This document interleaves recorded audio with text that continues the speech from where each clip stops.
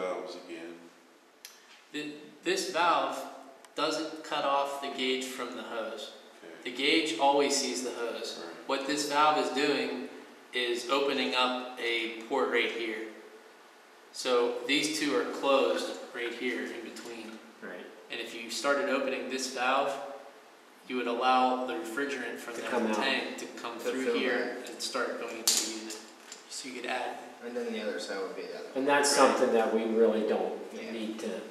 But you're not allowed to, when they put refrigerant in the units, they have sucked all the air out first. You can't just put a little bit of refrigerant in the unit, can you? If there is refrigerant in it, you can add refrigerant to it because it's higher pressure than the outdoor air. Okay. So if there's a leak, it's always going out of the hole.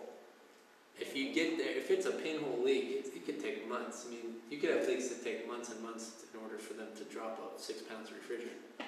So if you get there and there's only 70, and you find that, let's say the leak is this little Schrader valve has a leak in it. So you have that Schrader valve thing and you tighten up that little valve in there and it stops leaking. Then all you have to do is add refrigerant to get it to normal running pressures. If the refrigerant needs to be pulled out to repair a leak, let's say something needs brazed, you pull the refrigerant out into a cylinder, and then you're actually exposing the system to the air.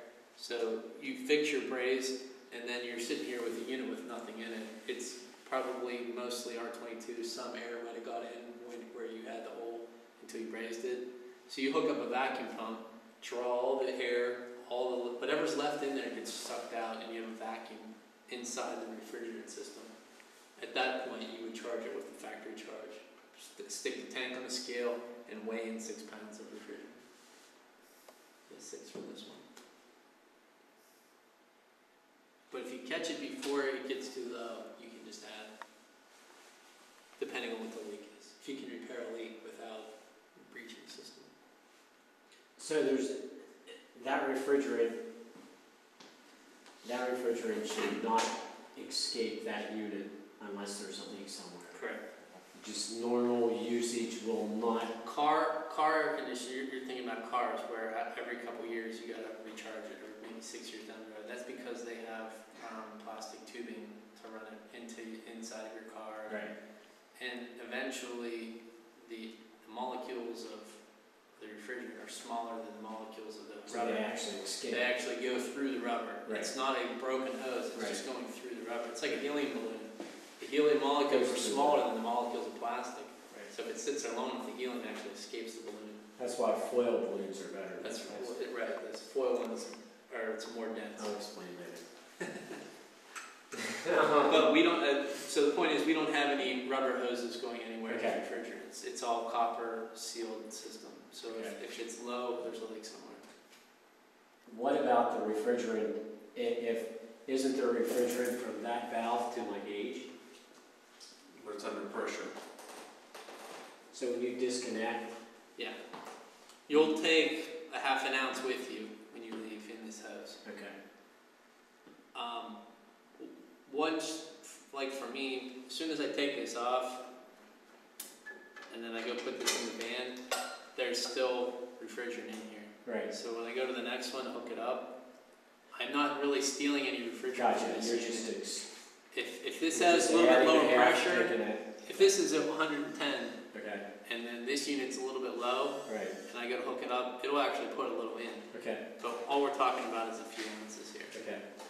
And by having these charged with refrigerant all the time, I'm typically never taking or giving any refrigerant to. So how do you get the refrigerant out of this hose? You undo it right here. Okay. That has a stop valve Yeah, I in saw that. it. These don't. Okay. So if I were to undo this one, You would like the it would refrigerant. release all the refrigerant in the yellow hose. Okay. And then I open this valve, it would release all the refrigerant in the red. And open this valve, it would release all the refrigerant in the blue. Yeah, but if you don't ever release it, then it just equals out, right? Because the tubes it's always filled. When you get a hook up and the other. Right now there may be nothing in the yellow one, I don't know because I don't have a gauge in the yellow. But Yeah, as we're soon as I talking about open the this, other ones. we'll find out. Well, that has a leaking valve. So what I'm doing is right now taking the red refrigerant in the red hose and it's bleeding into the good gauge, which probably explains why it's not being used. That wouldn't be escaping. And all I would do is equalize the high pressure in here with the no pressure in here. Exactly. In that little bit, you're not concerned whether it's R12 or R22. You're not going to hurt putting Well, it for back me, in. all I'm ever doing is hooking them up to these, so my gauges only ever see R22. But Except for the new ones, and that's why. My question is what about in the future, you're not going to have to worry about it, or you are. These gauges are for R410A. So when I get to a customer's house, if they have a 410A unit, I don't even use those. I use this because these two refrigerants can't be mixed. That's what I was saying. So we need to know that if we're jerking Right. around If you with start, this stuff. if you start to go, if you start to go and diagnose 410A units, you have to use your 410A gauges. The pressures are too high for those gauges. They won't even. Right. I mean, this goes up to 800 psi. Right. My question is forget about that at this point. Okay? Yeah, it's just the same principle. It's just separate. You're right. My question is if this pressure is on 100 psi here, how do I get rid of that setting when I hook up to a new one? If it's higher than what's in there, it's going to push in half an ounce. And if it's And it will read whatever's in here. okay, that's what I'm saying. Is this going to give me whatever's left in this? Only what's in, like whatever's in the blue hose, and this is always, just about always gas. If you use it to charge a system, there might be liquid in here. But typically, if all you're doing is hooking it up to diagnose, you're only ever going to have gas in there. Right. And if this entire 3-hose system is filled with gas and you release it, it's a fraction of an ounce. I mean, we're talking no weight loss. Okay. If it were all liquid, okay, maybe you lose a couple ounces and maybe you hook the bottle up and stick an ounce in. But even then, you're probably not affecting, I mean, you're talking 6 pounds versus an ounce. Right. It's not going to alter it a ton.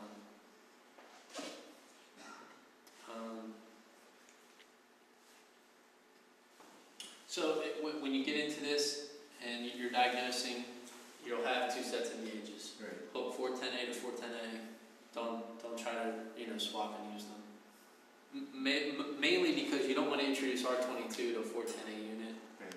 But also, if you hook this unit to 410A, you're going to probably blow this gauge out. It's only capable of 350, and we're talking 500. So it'll probably damage this gauge, and then now you have bad manifolds. And I can tell you this much. I don't know about Mark, but I can tell you about us technicians. We're just getting to the point where we're learning enough about this to diagnose this, and this is like Greek completely. Okay? What's a set of gauges worth? $100, $200, $300. Yeah. Yeah. They're surprisingly expensive. I don't know. And like, the ones they ship with, for me, are too short. I like them longer. So 3 hoses just to replace the hoses, like $100. It's just silly. So buy your gauges, but then take care of them. They'll last you a really long time if you don't throw them in the pickup. Throw them in the pickup. That's what reminds me. If they bounce around in the back of the pickup, you're throwing money out the window. But the 410A wasn't until January. January 1st. So you guys have none in your field out there. So mostly we're going to be. You'll know when you install that you have a customer with 410A, and then it's probably time to buy gauges. That unit might be fine for a few years, and you have no need for it. When you were checking your pressure there, when you had hooked up to the low pressure, you're telling your correct pressure totally from the gauges or from the data from the gauge. The gauges. What I was looking at there was to see, since the unit's off, those 2 pressures have the same number. The scale. If this one's saying 105 and this one's saying 110, that's the same pressure. I mean, the scale. It's not like that's a great big huge scale, and you're looking at each number on here is probably 5 or 10 psi. So the plus or minus on this. If one's 80 and one's 200, you got a problem. Yeah, right. But if